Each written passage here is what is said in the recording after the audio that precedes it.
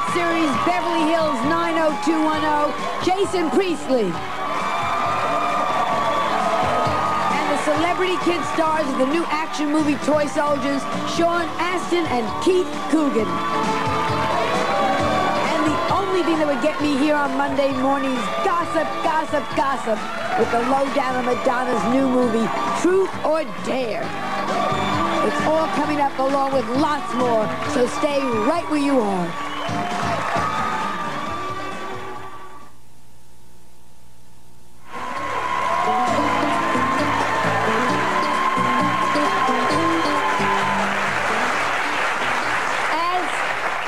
As I think most of you know at this point, we are looking for two couples to work with Dr. Sherman Silber and St. Luke's Hospital, Missouri, through the fertility process. Hopefully they will conceive a child. That's what we're hoping for. And we have received thousands of letters and tapes.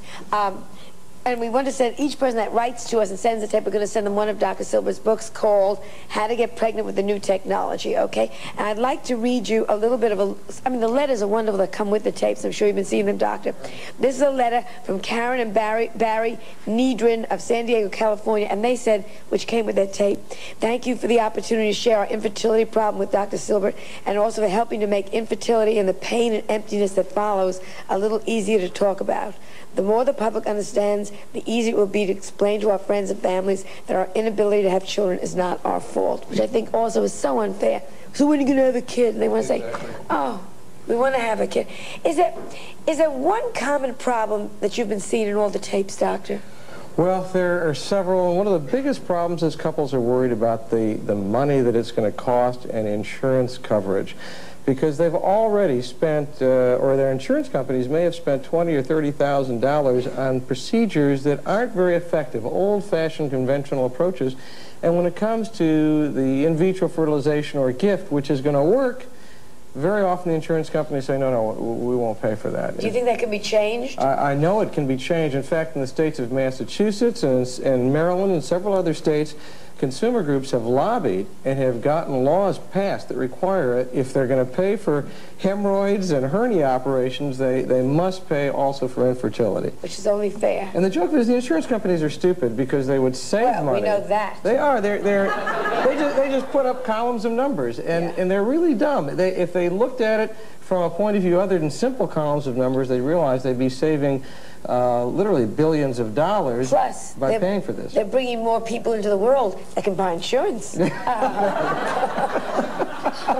that.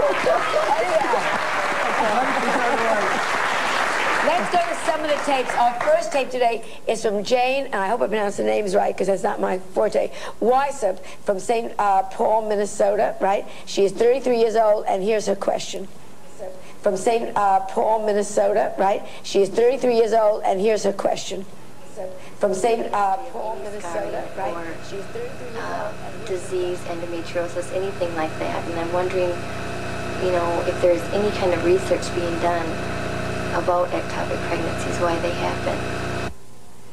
We didn't get the sound too well in the studio. Right. She was asking, though, I believe, about atopic, which I had. I had 2 atopic pregnancies. Is that right? Are they very common? That's when it's in the... Go ahead, explain what it is. Ectopic, I saw the whole tape and listened to what she said. Ectopic pregnancy simply means, so people out there will know, that normally when you get pregnant, it occurs in the fallopian tube, not in the womb, not in the uterus. The sperm travel all the way up into the fallopian tube, and the egg is picked up by the fallopian tube, and that's where fertilization occurs. And we all spent the first 3 or 4 days of our life in our mother's fallopian tube, and then we get transferred to the uterus when the time is right.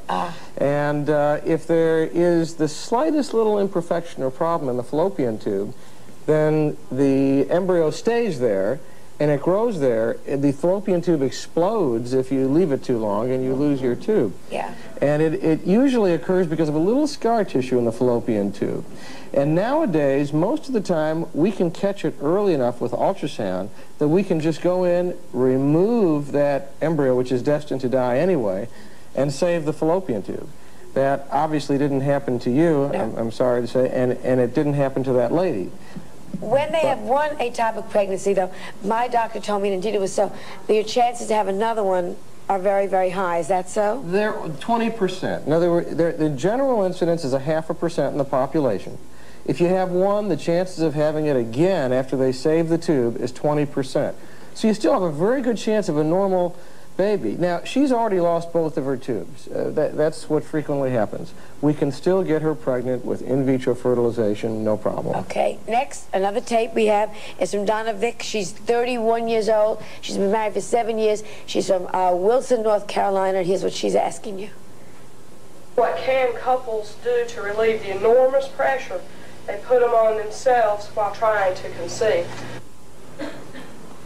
What can you do about stress? Boy, stress is a tremendous problem. The emotions people feel are enormous, and you have to, the only thing that works is not to tell yourself to relax. It's like an insomniac saying, I've got to go to sleep. Right. And if you learn about the subject, don't stop asking questions, read as much as you can, you begin to become more familiar with the body, and I found that's what relieves the stress. Easy. It's so easy to say. Yeah, sure. Don't feel any stress. I don't feel any more stress. If I were to condescendingly say, oh, well, don't worry, don't feel stressed, just learn about yourself, that would be met with a lot of anger. It's tough. I don't mean that. Oh, I know that you don't mean that, but it's so hard to do. But it's very tough. The emotions are enormous. Now comes our third tape that I want to show you today. This is from Shayna Carney, and she's from Hermitage, Missouri. She's only 24 years old. Here's what she's asking you.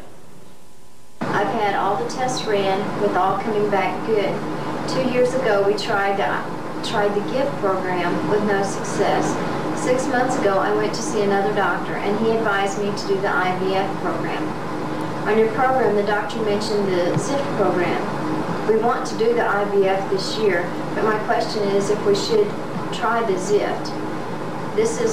Is there much difference between the ZIFT and the IVF program? Well, now, her question demonstrates that there's a lot of funny words. ZIFT, GIFT, IVF, what are we talking about here? Yeah. And in vitro fertilization, IVF, means sperm and eggs are fertilized in a test tube and put in the uterus. Okay. GIFT means sperm and eggs are put in the fallopian tube without being fertilized outside of the body, just like nature would normally do it. And ZIFT is kind of a hybrid of that. ZIFT means sperm and eggs are fertilized outside of the body. You make sure they can fertilize. It's like a test. So why not just go right to that to begin with? Well, that's what I'm suggesting. You know what I'm saying? Why not miss it? As long as it's her egg and his sperm, who cares if they meet in a petri dish? Right. Well, you know what I'm saying? Actually, it's pretty romantic because there's no distraction in a petri dish. You know? Put a petri dish with a candle next to it. I mean, it's like...